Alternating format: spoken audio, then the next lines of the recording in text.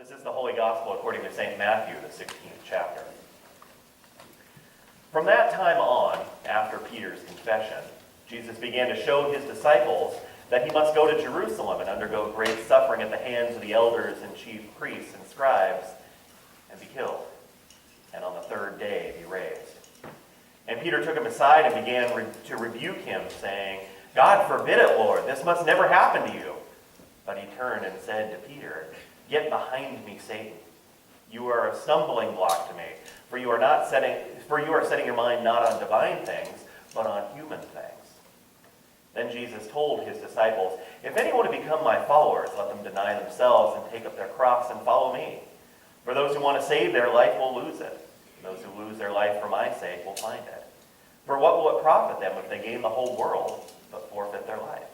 Or what will they give in return for their life?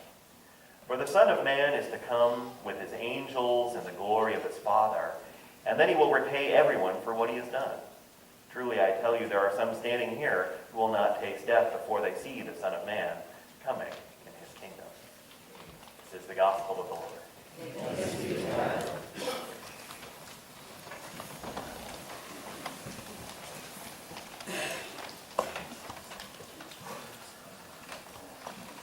God's grace, mercy, and peace be yours this day through Christ, our Savior and Lord.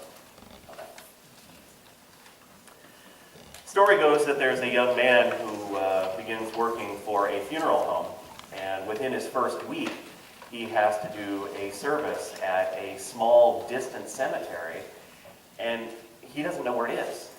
So, fortunately, one of the friends of the deceased offers to ride with him and show him where to drive the hearse.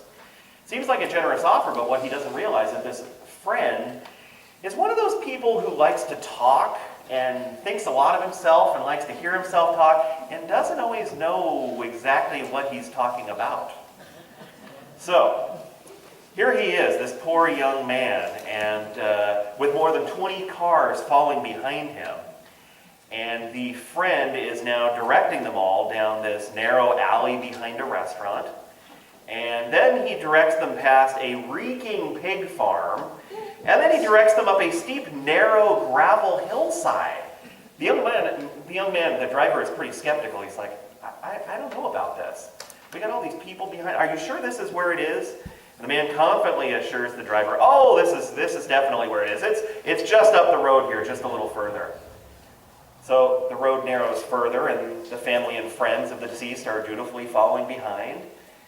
And as they precariously round a dangerous bend, the young driver comes to a stop when he realizes there's no more road.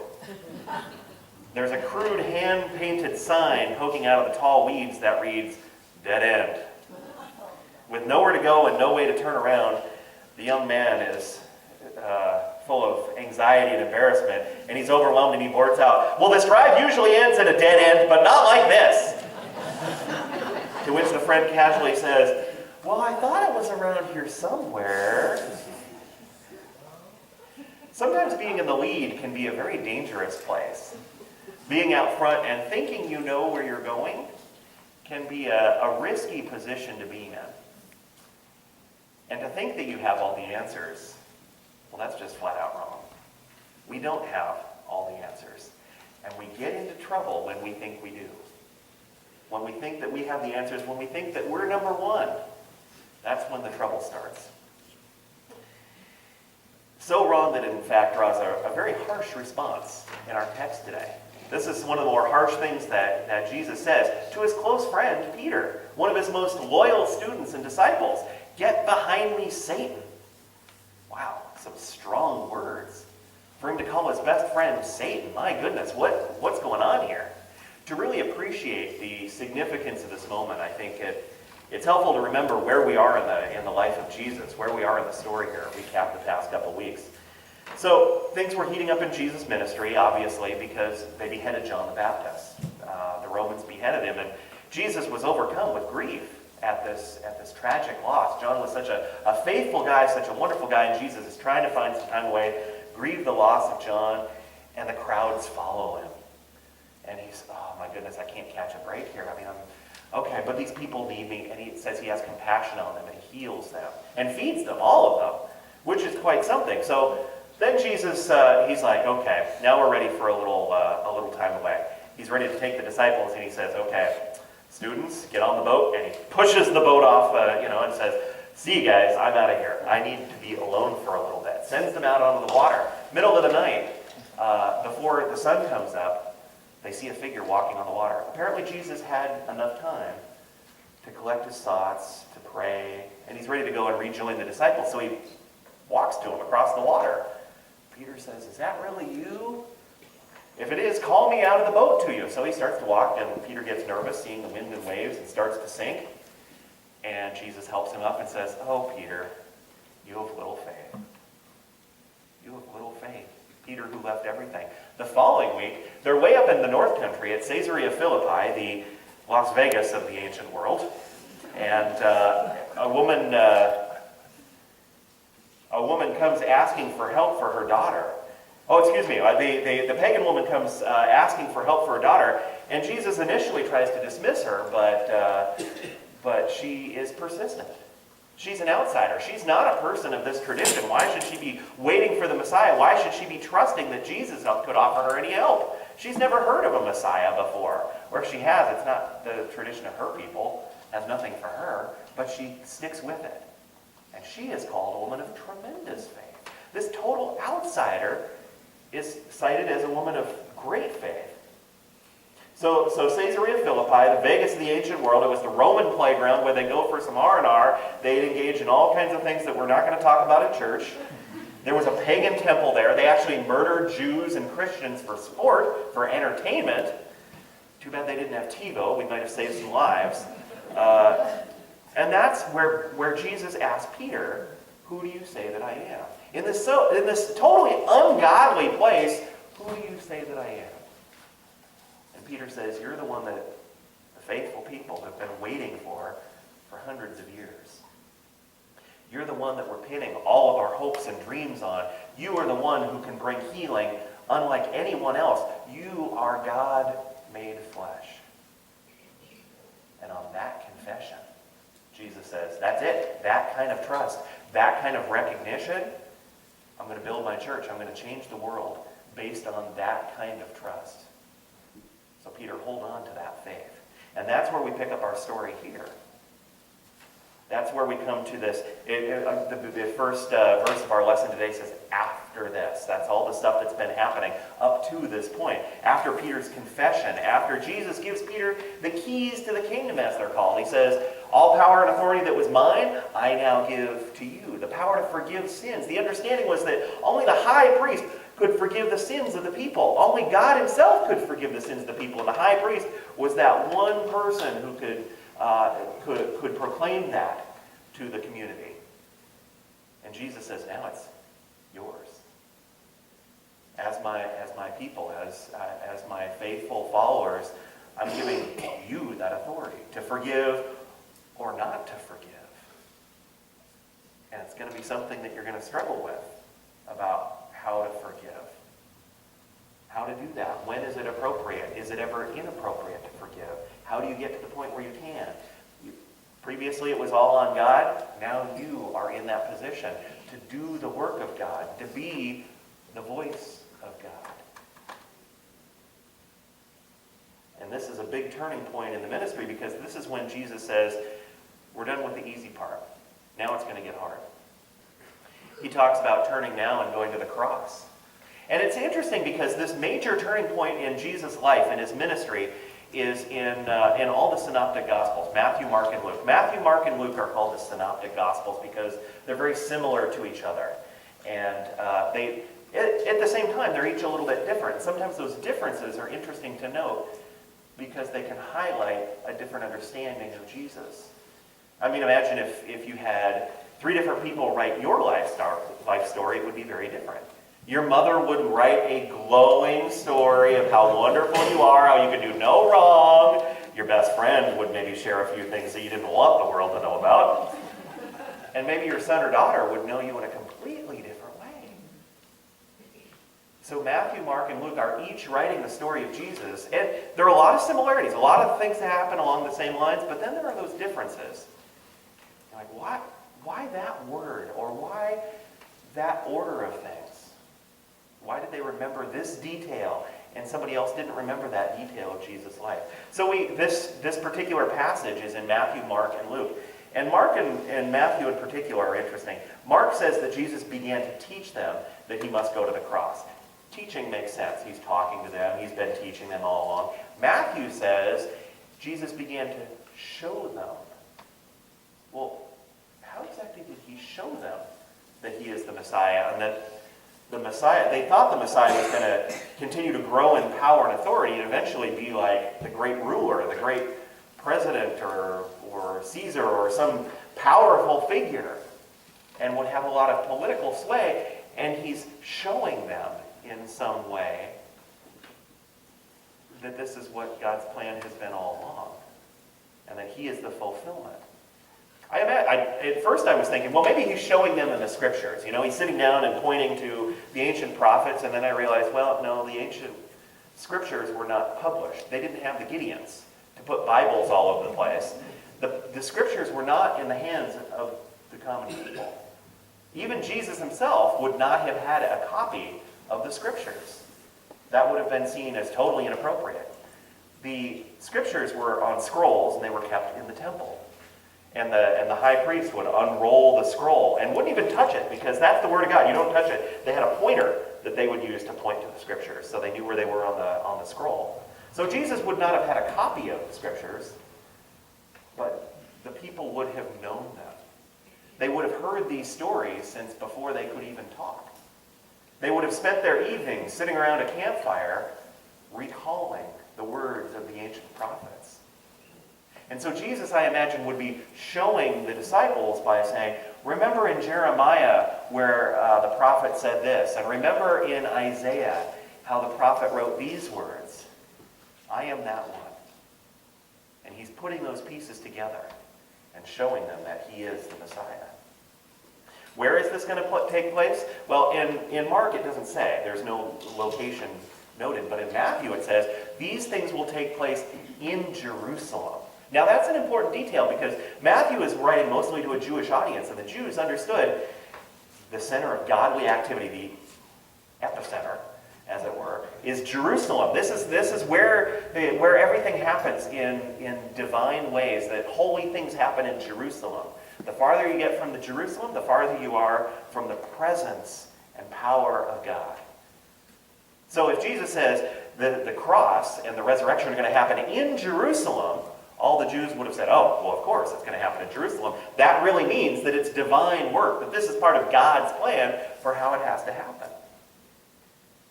When is it going to happen? Well, in Mark it says after 3 days.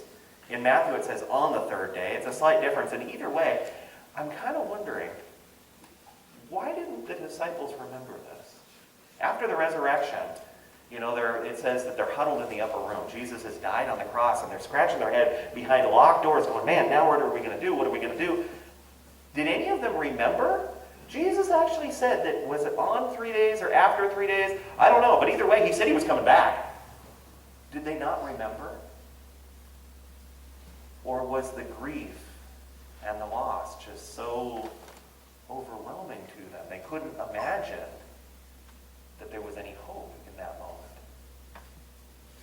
Sometimes hope is a hard thing to have, hard thing to hold on to, especially in the midst of grief. So Peter's response, in Mark it doesn't say anything. Peter doesn't have a response recorded.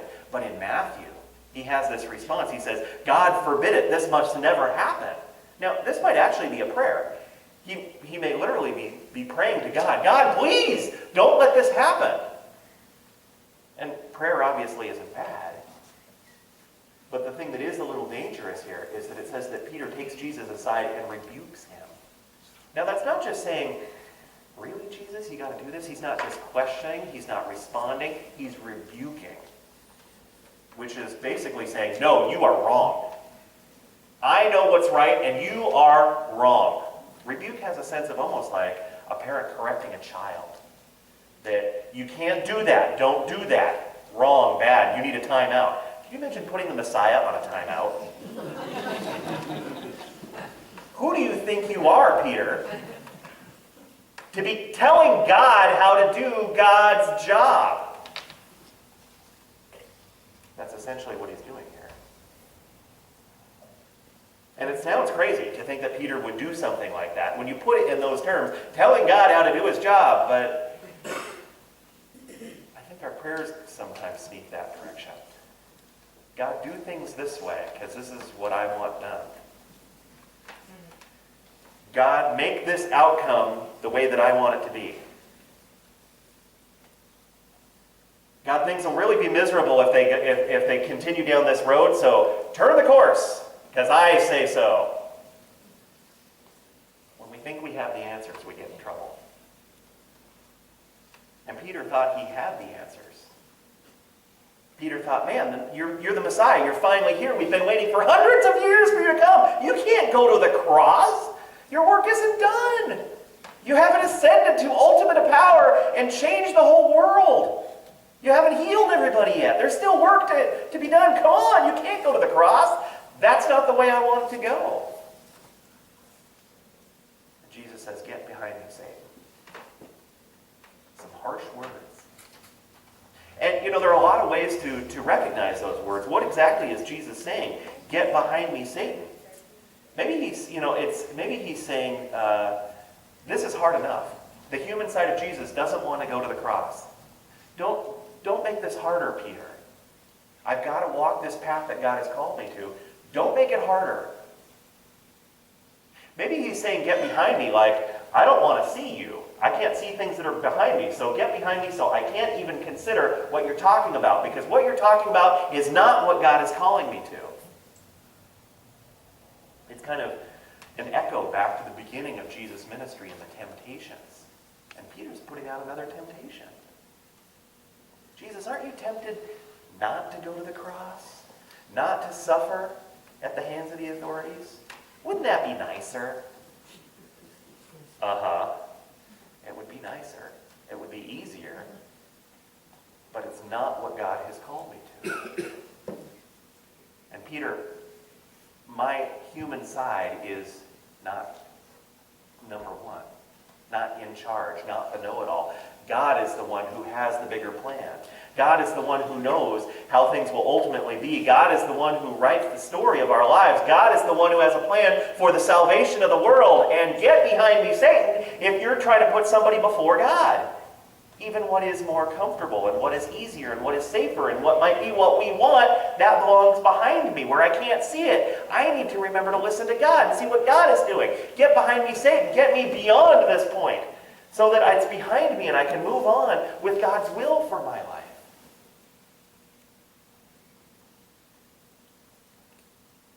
When we think we have the answers, we're in trouble. When we remember to stop and say, Lord, this is a hard moment, but I know that you're with me. And I know that you have a plan. And I know that you will see me through. God be with me through these days. That's the right place to be. One theologian has suggested that our motto should be, we're number 2! Instead of the foam finger, it's peace sign? I don't know. We're number 2.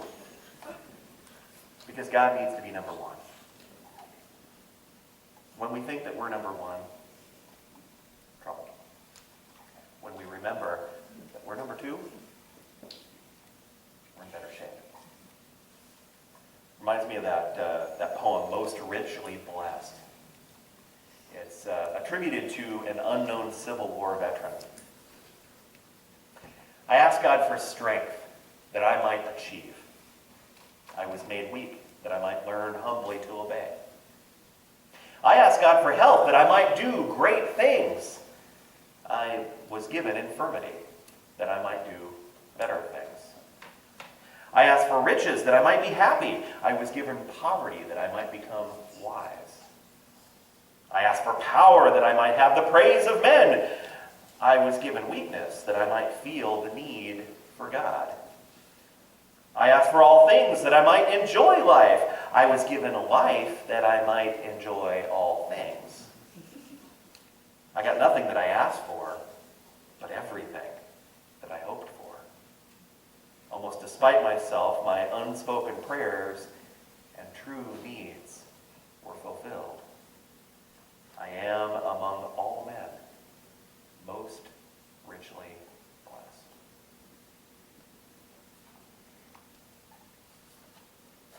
We may not always have all the answers, and that's okay. So long as we remember that we are number two, and that God is number one, and that God will show us the path, and that God will see us through when we have the faith